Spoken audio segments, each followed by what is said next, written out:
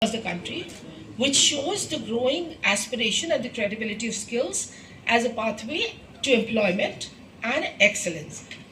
And what is especially encouraging is that there is a rising participation from emerging and the aspirational regions, including the Northeastern region. One of the key objectives of the India Skills is to elevate the social and the aspirational value of skills so that skilling is looked upon as something aspirational. And when youth compete in these competitions, it builds their confidence, skills get recognition, and the competitors and the finalists from the India Skills competition then represent India in the World Skills competition as well.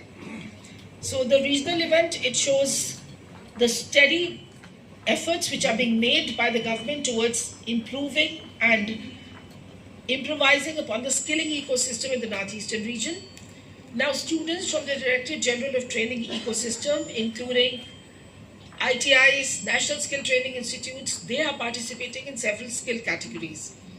And the region has also seen sustained institution building. In the Northeast region, we do have an autonomous institute called the Indian Institute of Entrepreneurship, which promotes skilling and capacity building programs so that the youth are provided with excellent pathways for skilling and for future career growth.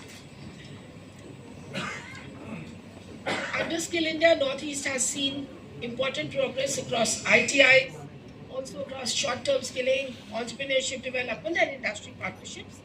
And this aligns closely with the national priorities such as Skill India and an Atmanirbhar and a Viksit Bharat. This time in the competition, for the India Skills, we have 63 categories. And for the Northeast, the competition is being held in around 26 categories. Now 17 of these will be on-site and 9 will be off-site. Now there is a good amount of industry partnership also because these competitions are then organized by the various states. They also are organized by the sector skill councils. And if I speak of India Skills as a whole, the top 5 states in terms of the number of registrations have been in this order: Uttar Pradesh, Andhra Pradesh, Tamil Nadu, Karnataka and Maharashtra.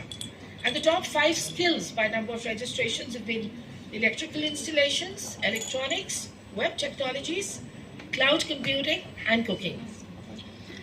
Now, how it works. There's a grassroots identification of the skilled youth. The competitions, as I told, are conducted by the states, the UTs, the sector skill councils, and then the industry partnership comes in as some of these competitions then are conducted on site for different skills. So